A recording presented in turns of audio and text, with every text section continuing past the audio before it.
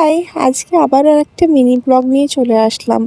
সকাল সকাল বিনা ব্রেকফাস্ট করেই আমি চলে গেছিলাম রঘুনাথগঞ্জ একটা কাজে। ভীষণ খিদে পেয়েছিল, তাই একটা দোকানে গিয়ে এই টুকটাক কিছু স্ন্যাক্স কিনে নিয়েছিলাম।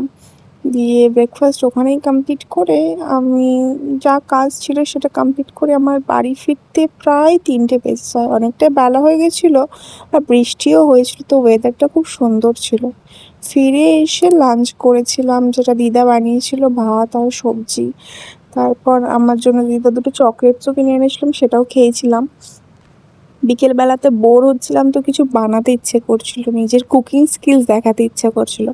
তাই ভাবলাম এই খাজার রেসিপিটা ট্রাই করি, যেটা ইনস্টাতে প্রচণ্ড ভাইরাল। বানিয়েছিলাম, বেশ ভালোই ছিল, বাট ক্রিস্পিনেসটা অতটা হয়নি। সো ওটা বানাতে বানাতে দেখছি দিদা আমার জন্য মুড়ি মাখিয়ে নিয়ে এসছে, শসা, চপ আর এই ডাল বড়া দিয়ে। ভীষণ টেস্টি ছিল।